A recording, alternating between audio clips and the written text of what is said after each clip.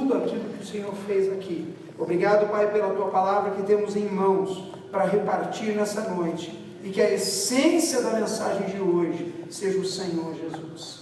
Nós oramos em o nome dele, Cristo Jesus. Amém? Todos podem dizer amém? Amém. Amém. Então, mais um aplauso ao Senhor. Obrigado, Deus abençoe em nome de Jesus. Pode se sentar em o nome do Senhor Jesus.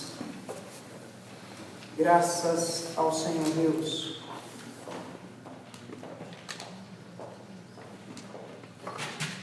Quantos trouxeram a sua voz, digam amém. Amém. Vamos lá? Sou filho de Deus? Sou filho de Deus. Sou livre do pecado. Sou livre do pecado. Não há condenação na minha vida. Não há condenação. E eu vivo o melhor de Deus. Só que vive o melhor de Deus, um forte aplauso a Ele, porque Ele é digno de louvor, honra, de aplauso, nessa noite, aleluia! Irmãos, fizemos reunião ontem com os jovens, o pastor quase não dormiu a noite inteira, não porque estava em consagração, mas é que as costelas reclamaram. Eu me inventei de dar uma de Neymar. Fui eu e o Alexandre, dupla dinâmica. Não sei como ele passou a noite, mas eu passei só a graça de Jesus. Enfim. É verdade, está aqui a pastora Renata, minha esposa, que não me deixa mentir. Eu virava de novo, eu falei, tá doido, meu amorzinho? Não, dá vontade de falar, só. À vontade. Atos, mensagem 8. Estamos na série de Atos dos Apóstolos. Começamos lá do capítulo 1, estamos agora no capítulo 6. Eu quero que você abra a sua Bíblia, no versículo 9 ao 15. Atos 6, 9 ao 15. Nessa altura, o Espírito Santo de Deus já havia se derramado pela igreja. Nessa altura, a igreja começou a se multiplicar pela pregação do Evangelho. Nessa altura, muita coisa estava acontecendo no meio daqueles discípulos. Naquela altura, nós tínhamos nosso personagem da noite de hoje, o garçom dos discípulos, aquele que foi escolhido para entregar o prato às viúvas e aquelas que estavam sem alimentação. E a gente viu na última pregação sobre Atos que os apóstolos, eles faziam esse trabalho, e chegou um momento que não davam mais conta, porque a igreja estava crescendo, e daí eles vieram, chamaram homens e ungiram esses homens para fazer esse tipo de serviço, levar a parte dos alimentos às viúvas. E um desses homens escolhidos, chamado Estevão, hoje eu dei o título da nossa pregação de hoje, o palavrão de Estevão. E alguns olharam para mim e falaram assim, pastor, aonde está o palavrão de Estevão que eu nunca vi, se eu quero ver na Bíblia? Estevão falou um palavrão, falou, eu vou te mostrar daqui a pouco. Se você não está curioso, abra sua Bíblia agora. Mas, versículo 9 em diante, diz assim: E levantaram-se alguns que eram da sinagoga, chamado dos libertinos, e dos sireneus, e dos alexandrinos, e dos que eram da Sicília e da Ásia, e disputavam com Estevão, e não podiam resistir à sabedoria e ao espírito com que falava. Então subornaram os homens, para que dissessem: ouvimos-lhes de proferir palavras blasfemas contra Moisés e contra Deus. E excitaram o povo, os anciãos e os escribas, e investindo contra eles, o arrebataram e o levaram ao conselho, e apresentaram falsas testemunhas que diziam: este homem não cessa de proferir palavras blasfemas contra este santo lugar e a lei. Porque nós lhe ouvimos dizer que esse Jesus Nazareno há de destruir este lugar e mudar os costumes de Moisés, que nos deu. Então todos que estavam assentados no conselho, fixando os olhos nele, viram o seu rosto como o rosto de um anjo. Amém e amém. Feche mais uma vez os teus olhos. Pai, obrigado pela tua palavra. Obrigado, Pai, porque ela é viva, eficaz e ela transforma. Pai, que esses textos, essas escrituras, Pai, possam falar ao nosso coração, e que o Senhor esteja falando com cada um aqui, em nome de Jesus. Amém, amém e amém. Pessoal, como eu já falei, Estevão era um dos escolhidos para ser o que? Um servidor, aquele que iria estar trazendo a repartição às pessoas. Mas antes de tudo, e a gente viu na última pregação, que estes homens escolhidos eram qualquer homem, sim ou não? Não. Esses homens que os discípulos escolheram, eles eram homens com que característica? E alguém pode me ajudar? Cheios do Espírito. Tinha mais o quê?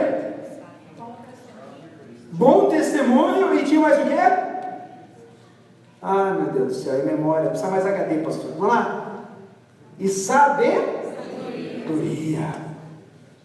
Bom testemunho, ser cheios do Espírito e sabedoria. Esse era o pré-requisito para esses homens servirem à mesa das viúvas. Esse era o pré-requisito para que esses homens fizessem o trabalho que os discípulos já vinham falando. Mas para pensar comigo. A que ponto chegou para que a gente lesse esse texto que a gente acabou de ler?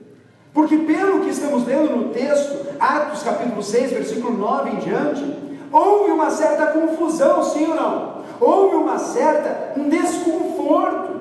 Porque, irmãos, era muito comum para os judeus eles irem para as sinagogas, e cada um, diante do texto sagrado, eles pegavam o Torá, os textos de Moisés, os textos dos profetas, e cada um ali mostrava e falava aquilo que Deus falava ao coração deles.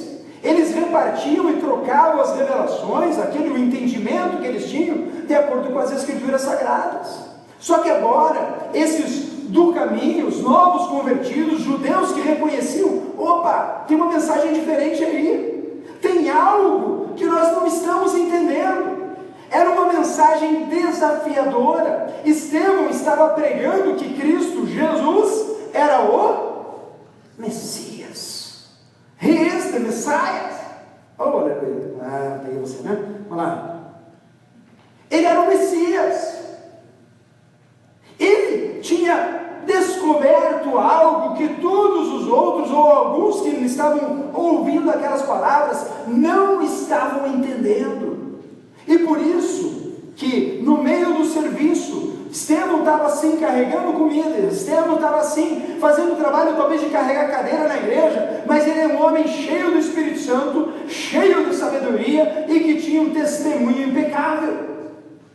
E daí o texto nos diz que outros dessa sinagoga que eles estavam falando, dos sirineus e dos alexandrinos, dos que eram da Sicília e da Ásia, o pessoal não era um grupo, eram vários grupos que estavam ali reunidos. Eles começavam a discutir, começavam a falar assim: olha aí, Estevão, não é bem assim. Por quê? Porque nós vamos ainda nos atentar o quê? Para as leis que Moisés nos deu. E esse Jesus que morreu, como assim ele ressuscitou? Como assim ele é o Messias? Cadê o Messias? Eles esperavam que o Messias viesse e restabelecesse o reino de Israel, que o império da ocasião, o império romano, fosse abaixo, aonde não haveria mais opressão para aquele povo.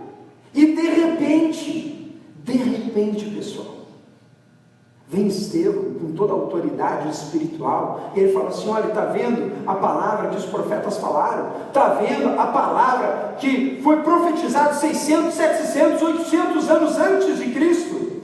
É Ele o Messias.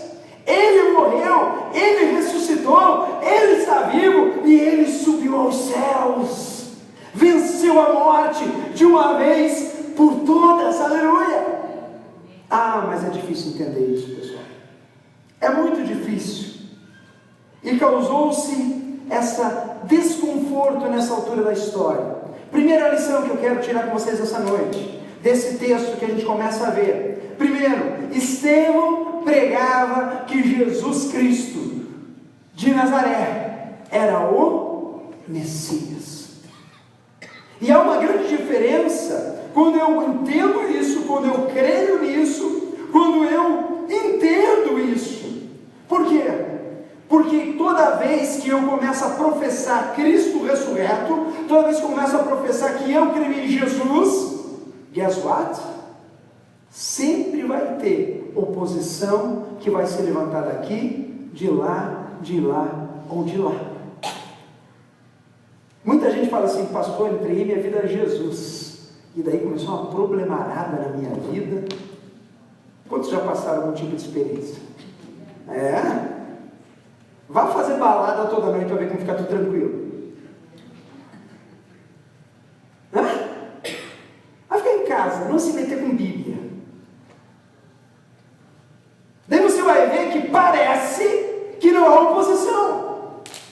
Mas muito pelo contrário, a grande diferença é que Deus nos chama pelo nome, Deus bate na porta do nosso coração, e a Bíblia diz que aquele que ouvir a minha voz, abrir a porta do coração, eu entrarei e serei com ele e ele comigo.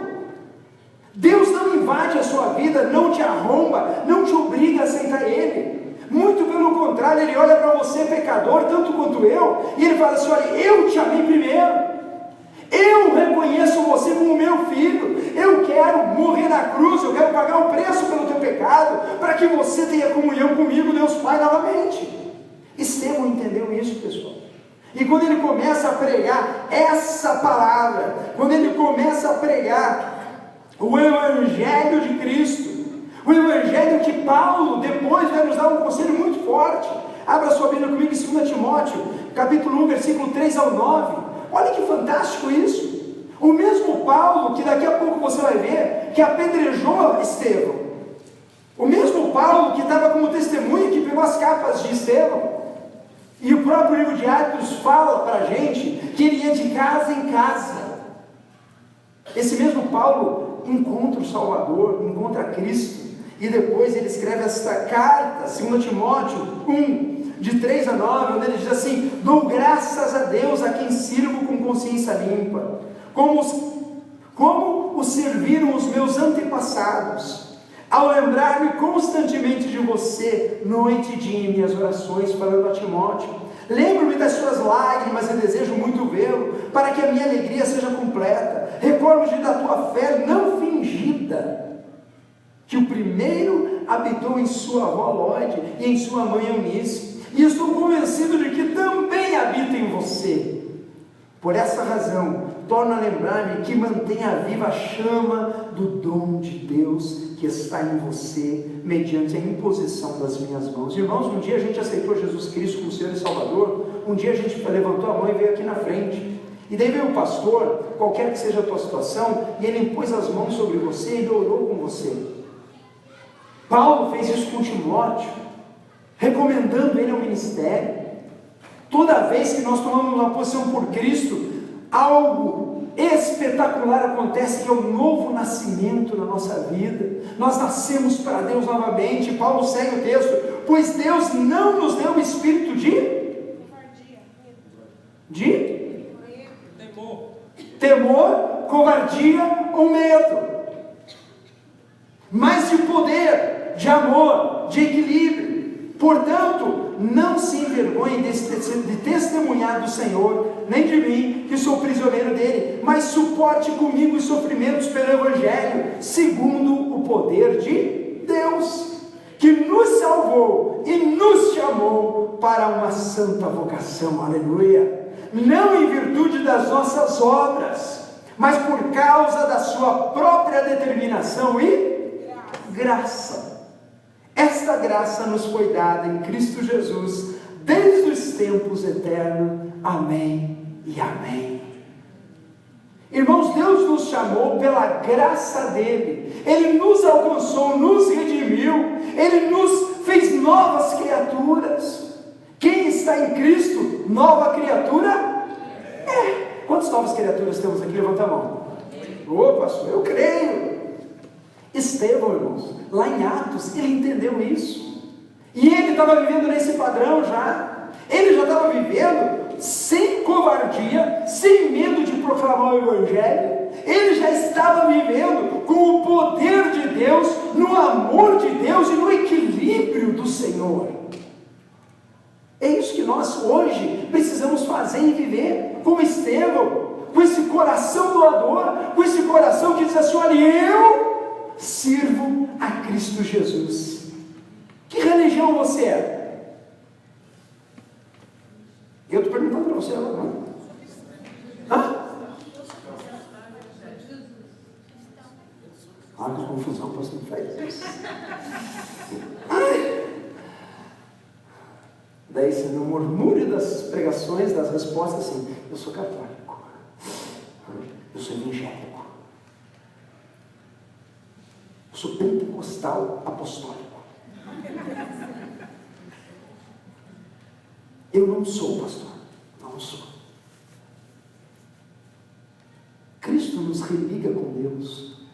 E quando te perguntarem que religião você é, fale com toda a boca, sou cristão. Não, mas eu quero saber de que religião você é. Sou cristão. Tá bom, de que igreja você vai? Ah, a gente se reúne lá na Graça Fellowship, que por acaso está se reunindo na Freedom Middle School. Mas pode não estar aqui também. Porque o dia que isso aqui não tiver, a gente vai para a praça, se reúne na praça. Continua sendo o quê? Cristão. A fé que nós temos que professar é de Cristo vivo em nós. E quando a gente focaliza em Jesus, e quando a gente bota Cristo no centro, cristocêntrico, nossa pregação e autenticidade muda da água para o vinho. Estevão entendeu isso, pessoal. Ele entendeu que Jesus tinha vencido a morte. Tinha vencido a morte para resolver o problema da humanidade toda, de uma vez por todas.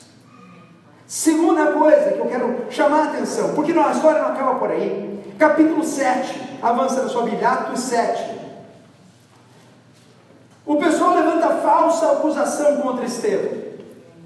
Eles falam assim: olha, esse homem, lembra que o texto fala, levantaram falsas testemunhas, dizendo: esse homem não cessa de proferir palavras blasfemas contra este santo lugar e a lei.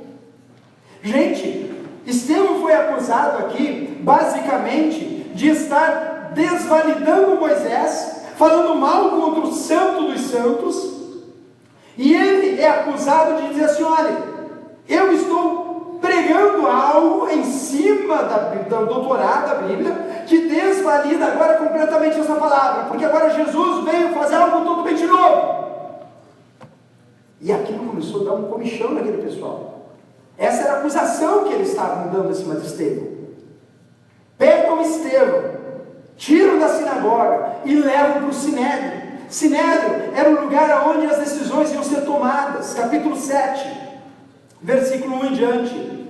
O grande sacerdote perguntou ao Estevão, versículo 15 do versículo anterior, diz assim: todos os que estavam sentados na sala do conselho superior olhavam firmemente para Estevão e viram que o rosto dele parecia o rosto de um anjo. Conselho superior, que é algumas versões diz o Sinédrio, que era onde ali tinha os homens de mais posse financeira da região, tinha um poder político, e também estavam ali os sacerdotes, aqueles que conheciam a lei mosaica de trás para frente e de frente para trás. Em outras palavras, ele era um pessoal que tinha a capacidade de botar Estevão na frente e falar: escuta aqui, nós vamos pegar esse Estevão agora. Nós vamos botar esse Estevão encurralado agora. Por quê? Porque ele está falando de algo que ele não sabe o que ele está falando. Vamos levar agora para os mestres, aquelas pessoas que realmente conhecem o Torá, aquelas pessoas que realmente conhecem o Velho Testamento. Irmãos, quer saber do palavrão de Estevão? Quantos querem que fale a verdade? Ah, preciso ver esse negócio de perto. O palavrão de Estevão começa no versículo 2 do capítulo 7. E ele vai até o versículo de número 53. Era uma palavra grande, irmãos. Era um baita palavrão.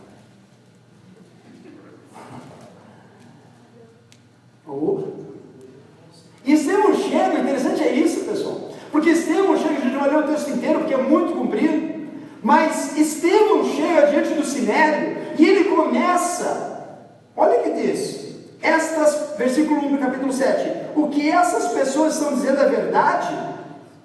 O pessoal está perguntando para ele: olha, o que eles estão falando, que você está falando mal da lei, mal do templo dos santos, é verdade? No versículo 2, Estevão começa respondendo com um discurso. Ele fala assim: irmãos e pais, escutem. O glorioso Deus apareceu ao nosso antepassado Abraão, quando este ainda morava na região da Mesopotâmia, antes de ir morar na cidade de Harã. Pessoal, Estevão vai na história judaica, lá no começo, aonde Deus começou a tratar com o povo judeu, antes do povo ser povo judeu, antes do povo ser o povo da promessa.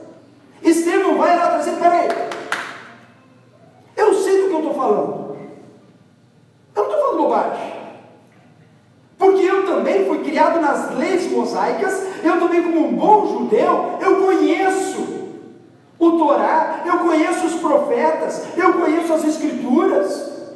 E daí ele discorre desde o versículo 2 até lá atrás. Ele começa lá com Abraão, na promessa que Deus, chamando Abraão, fala assim: olha as estrelas dos céus, a tua descendência será maior que essa. E ele segue na história até chegar em Salomão, aonde Salomão constrói o grande templo de Salomão, não é do Edir Macedo, tá? O templo é de Salomão, no Velho Testamento, aonde a glória de Deus deveria habitar.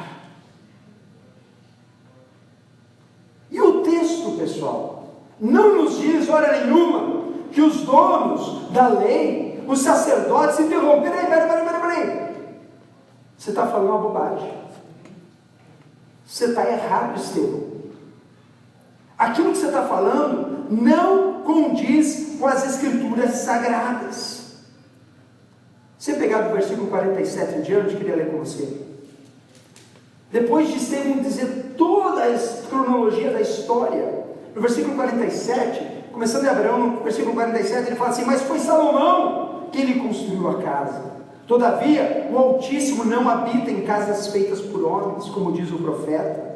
O céu é o meu trono e a terra, o estrado dos meus pés. Que espécie de casa vocês me edificarão? Diz o Senhor. Ou onde seria o meu lugar de descanso? Não foram as minhas mãos que fizeram todas essas coisas?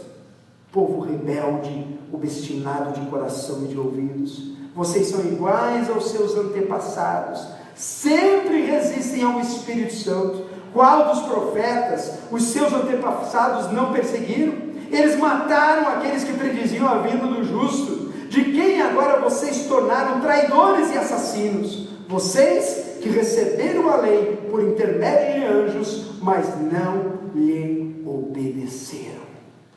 E para quem conhece um pouco da história dos judeus, a história inteira é assim: Deus atrai-se, chega a eles recebem a bênção, vem a abertura de portas, e de repente eles fazem o quê? Se desviam da presença de Deus. Daí pagam, clamam a Deus, Deus ouve a oração, e eles vêm de volta, Deus abre as portas, abençoa a vida deles, e eles seguem adiante até que num determinado ponto, eles o quê? Começam a se desviar. Se desviar. E daí andam e vão para cativeiro, e fica preso no Egito. Deus levanta Moisés, vai lá. Mesmo Moisés, que foi mandado embora, e Estevão fala isso, depois você lê com calma. Vocês mandaram Moisés embora, e mesmo Moisés vem agora libertar vocês. E no final do discurso, Estevão fala o seguinte: olha, vocês, e ele está falando para quem, pessoal? Vamos voltar na história? Pro Sinédrio, para os sacerdotes, para os autores da lei, para aqueles que conheciam e manjavam das leis. Mas a coisa que chamou Alexandre para falar sobre visto, né? Para falar sobre visto. O cara manja, pronto. Estevão olha para eles e fala assim: toda a história do nosso povo, Deus está falando a vocês, povo rebelde, obstinado de coração e de ouvidos, vocês são iguais aos antepassados. Por quê? Porque eles tinham crucificado a quem, pessoal? Jesus. Eles tinham crucificado a Cristo. E Estevão está trazendo a revelação para a vida deles: olha, esse que vocês crucificaram agora, vocês já fizeram isso na toda a história de Israel, renegando aquele a que vocês creram. Mateus 26, 59. Hã? 26, 59, olha lá. Jesus foi preso e levaram ele ao sumo sacerdote. Olha o que o texto bíblico nos diz, 26, 59 e 65. Mas nada encontraram, embora se apresentassem muitas, o quê? Falsas testemunhas. Finalmente se apresentaram duas que declararam: esse homem disse, sou capaz de destruir o santuário de Deus e reconstruí-lo em 3 dias. Então o sumo sacerdote levantou-se e disse a Jesus: você não vai responder a essa acusação que lhe fazem? Mas Jesus permaneceu em silêncio. O sumo sacerdote lhe disse: exijo que você jure pelo Deus vivo, se você é o Cristo, Filho de Deus, diga-nos. Jesus olha para ele: tu mesmo o disseste, respondeu Jesus. Mas eu digo a todos vós, chegará o dia em que vereis o Filho do Homem assentado à direita do Todo-Poderoso e vindo sobre as nuvens do céu.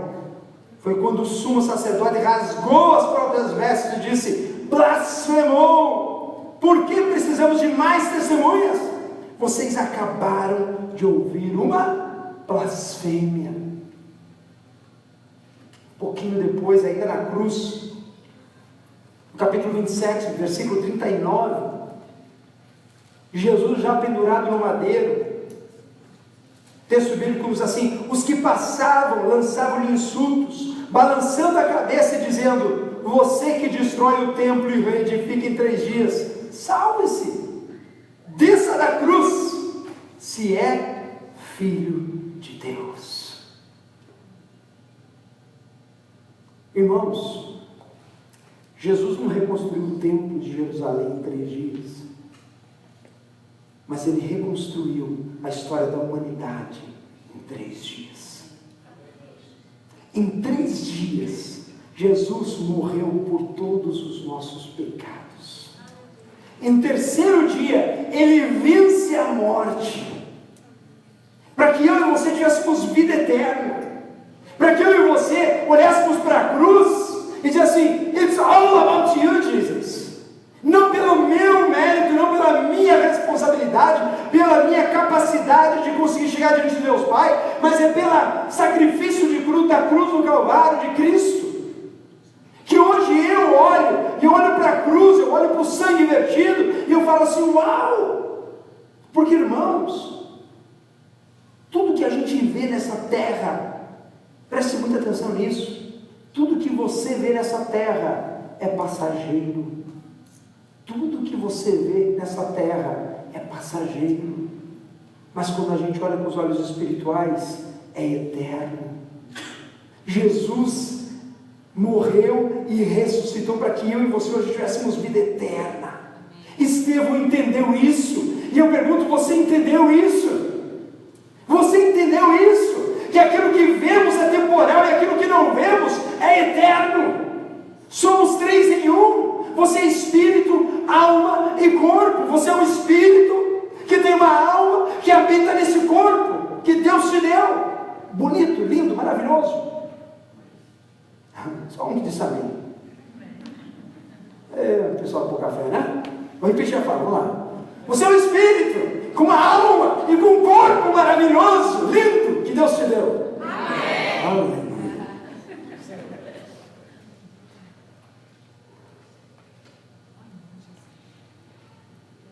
Diga assim: eu sou perfeito em Cristo. Eu sou lindo, sou linda em Cristo. É porque tem esposa que olha para o marido e olha só em Cristo mesmo.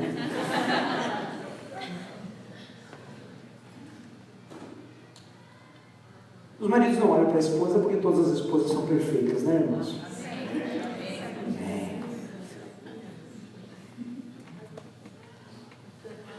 Mas para não pensar, pessoal, aquilo que a gente olha com olhos espirituais é algo que é eterno. Quando somos novas criaturas em Cristo, nós podemos viver o padrão de Deus na nossa vida. Ah, pastor, eu sou tão perfeito, faço tanta coisa, e não casa comigo. Estevão entendeu quem era o Messias e qual a obra que ele veio fazer na cruz do Calvário. Estevão entendeu ao ponto de chegar para os homens mais inteligentes da época e dar uma lição de história judaica para eles e dizer assim: olhem, os profetas apontavam para ele. Deus começou a escrever a história do povo judeu com uma única e exclusiva intenção, porque, meu irmão, antes de Deus falar com Abraão, judeu não era nada. O povo judeu era o povo mais insignificante e mais um povinho no meio da terra. Até Deus, o Deus vivo, olhar para Abraão e olhar: olhe, você vem para fora, eu te escolhi. Já viu algum judeu pobre, irmão? Hã?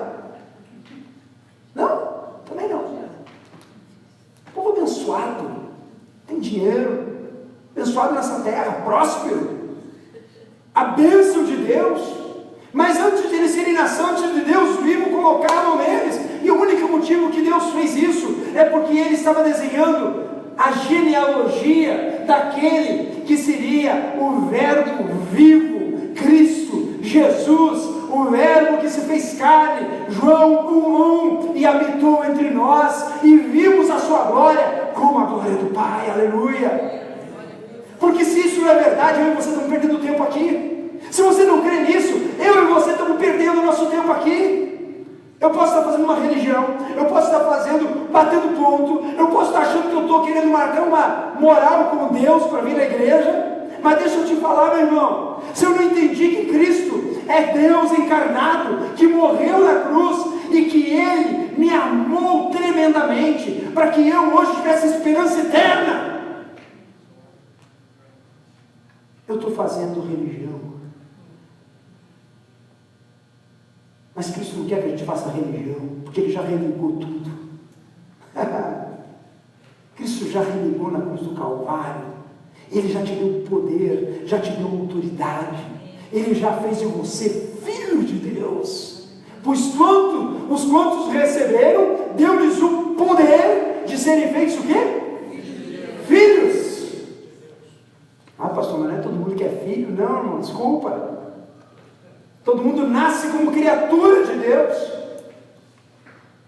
Apenas aos que o receberam, reconheceram e aceitaram no coração, da Bíblia diz que Deus deu-lhes o poder de serem feitos filhos.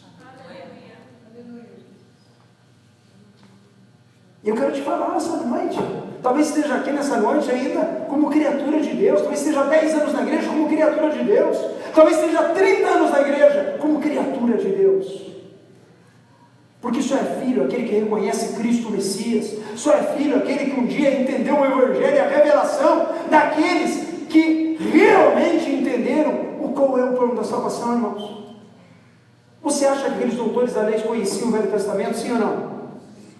Você acha que os sacerdotes eles tinham conhecimento das leis mosaicas, sim ou não? Você acha que eles tinham todo o conhecimento para deduzir que Jesus era o Cristo, sim ou não? Sim! Conhecimento bíblico não traz novos nascidos. A Bíblia diz: conhecereis a verdade e ela vos. Mas Estevão, ele falava, se você pegar lá atrás, onde a gente começou nossa palavra,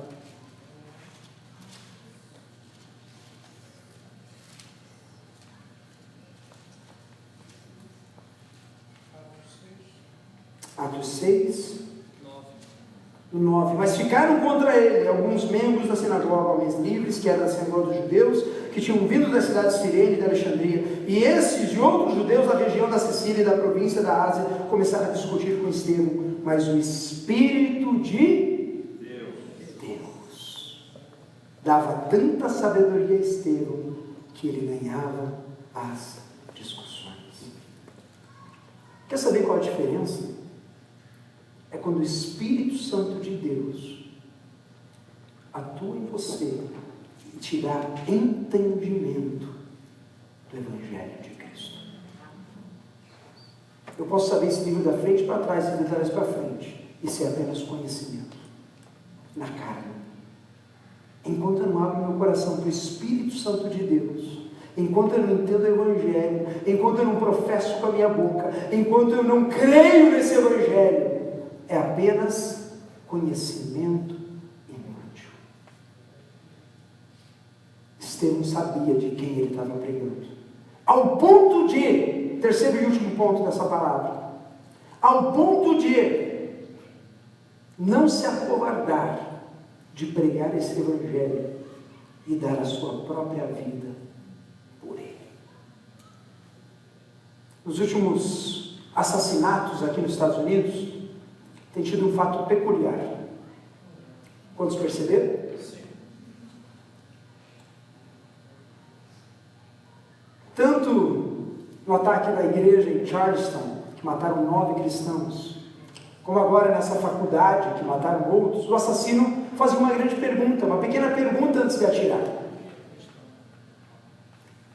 Você é cristão?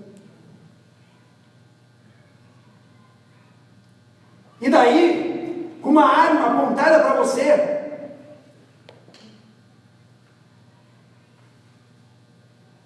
você é cristão? Sim. Pá, pá, pá. Você é cristão? Sim. Pá, pá, pá.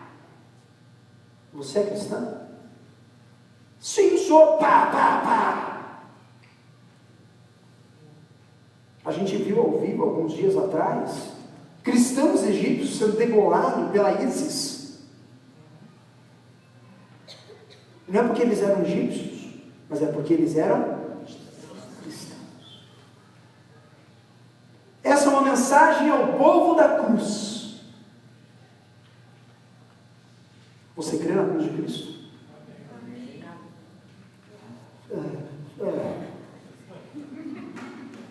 Depende, pastor. Com arma ou sem arma?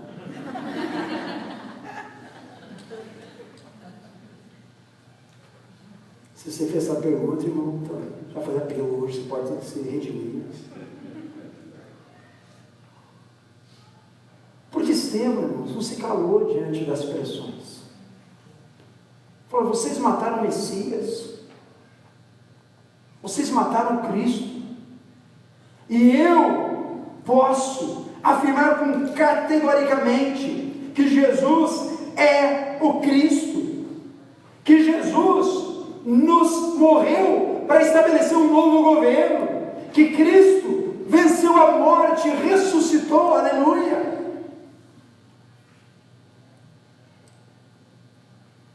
Versículo 51 em diante: qual dos profetas os seus antepassados não perseguiram? Eles mataram aqueles que prediziam a vinda de Cristo, o justo, de quem agora vocês se tornaram traidores e assassinos. Vocês que receberam a lei por intermédio de anjos, mas não lhe obedeceram.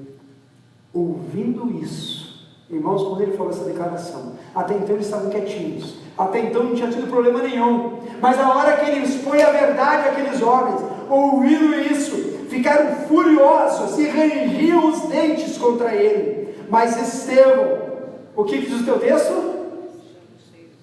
Cheio do Espírito Santo, aleluia, levantou os olhos para o céu e viu a glória de Deus e Jesus de pé à direita de Deus Pai, e disse: vejo o céu aberto e o Filho do Homem de pé à direita de Deus.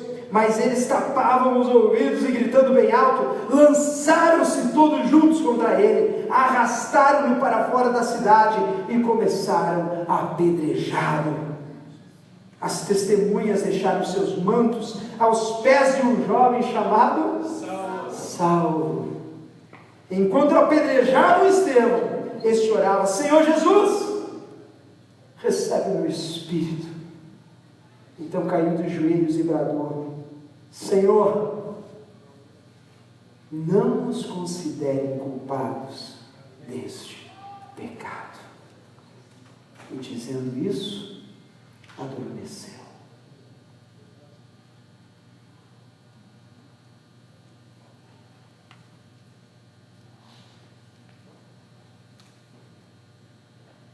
Irmãos, às vezes a irmã passa a dar bom dia, você já quer que Deus ponha a mão em cima dela.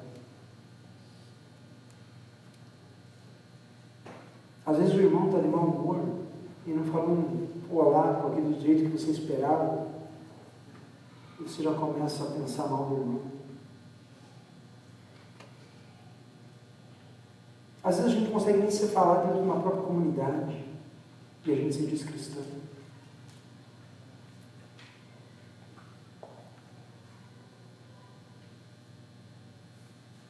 E muitas vezes a gente é morto com palavras e com ações. Estevão estava sendo apedrejado naquela hora.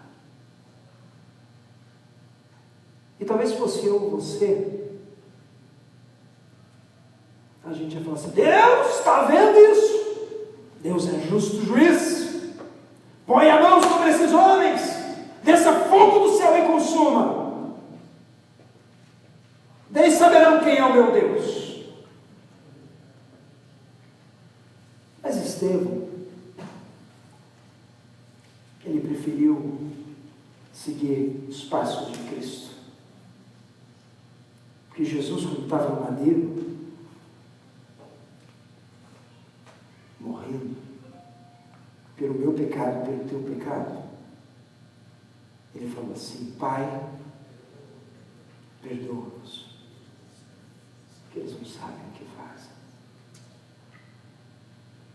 Estevão estava sendo apedrejado, ajoelhado no chão. E ele faz a mesma oração. Sabe por quê, irmãos? Porque ele viu o Senhor. E olhando essa história, eu olho primeiro para a minha vida. Eu falo: Senhor, que eu posso ser como Estevão? Que hoje nos Estados Unidos da América está tudo muito bem, irmãos. Temos liberdade de culto. Ainda estamos numa escola bíblica fazendo culto cristão. Eu não sei daqui a 5, 10 anos como vai ser. Eu realmente não sei. E como está a tua fé? Em quem você tem crido? Onde está a tua segurança? Você crê em Cristo, que morreu na cruz, ressuscitou? Como diz a canção, acredito em Jesus Cristo, eu acredito em Deus Pai. Eu creio na cruz de Cristo, que vida nova me traz. Às vezes a gente parece como um filhinho daquela tribo Cherokee.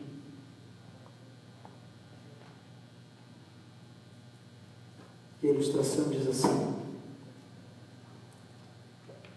que pela tradição dos índios, o pai conduz o filho pela floresta sombria, no final da tarde, sobe a montanha com ele, venda-lhe os olhos e deixa ele sozinho. O menino se assenta e passa a noite sozinho na mais obscura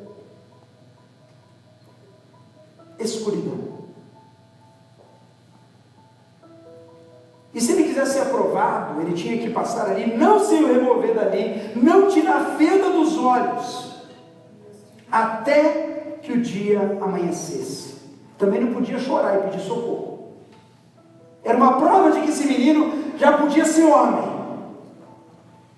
E se ele aguentasse a noite inteira, seria reconhecido pela tribo como homem. E como os outros que vieram antes dele, não poderá contar a sua experiência aos próximos candidatos. Porque cada um deve tornar-se homem do seu próprio modo. Enfrentando o medo do desconhecido, ele naturalmente está amedrontado. Eu não estou vendo nada aí fora. Seu medo faz ouvir todo esse tipo de espécie de barulho. Os animais selvagens podem estar por perto, talvez índios de uma tribo adversária o encontrem e o matem. Os insetos vão atormentá-lo, as cobras podem lhe causar terror. Ele tem frio, ele tem fome, ele tem sede. O vento começa a soprar e o solo parece que se mexe. Ele não vê absolutamente nada e tudo parece ameaçador. Mas ele não remove a vida. Segundo os Cherokees, esse é o único modo de se tornar homem. Finalmente, após essa noite horrível, o sol aparece e o menino pode remover a fenda dele. E então, quando ele começa a ver a luz, que ele vai começar a tirar a venda, que ele tira a venda, ele encontra o pai dele, que é o ladinho dele.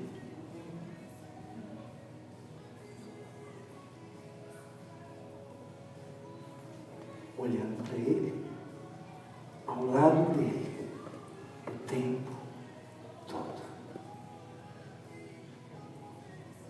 Às vezes, irmãos, a gente já reconheceu Jesus, mas às vezes a gente está numa escuridão, na convicção de fé, que a gente começa a sentir tudo quanto é tipo de medo, dúvida, temor, cansaço, dúvidas tremendas.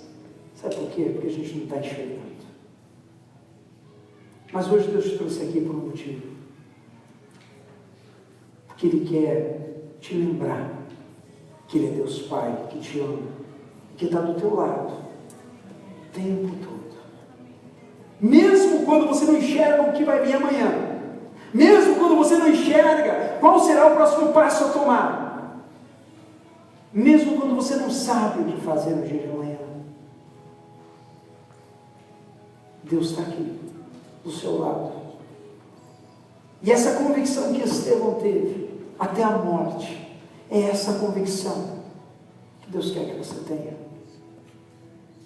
Se chegar um ponto alguém te apontar uma arma, vai falar assim: sou cristão, eu creio em Jesus Cristo, Filho de Deus, nascido da Virgem Maria, que morreu na cruz do Calvário. E eu sei, se eu morrer hoje, eu vou para Deus Pai, porque eu não sou dessa terra, eu sou da eternidade com o Senhor Jesus. Vamos colocar de pé em nome de Jesus.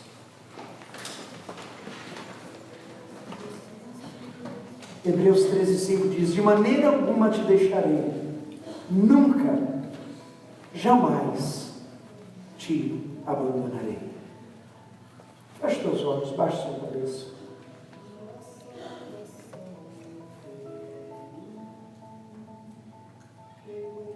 Deus, nós cremos no Senhor, Pai. E eu sei que o Senhor está aqui em nosso meio hoje.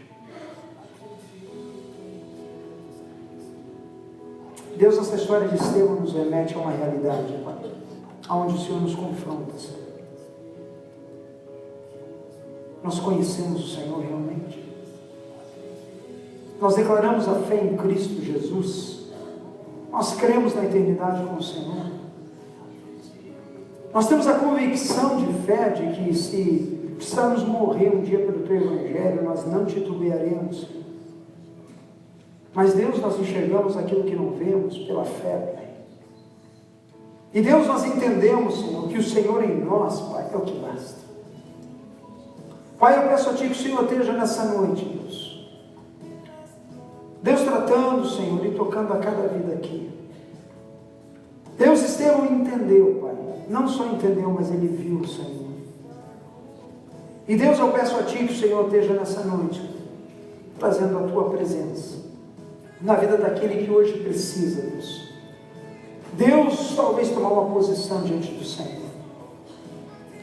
Talvez tomar uma posição, Senhor amado, firme, dizendo assim: eu creio em Jesus Cristo, eu creio em vida nova, e eu creio nesse Deus Todo-Poderoso que Estevão professou até a morte, e a morte de apedrejamento.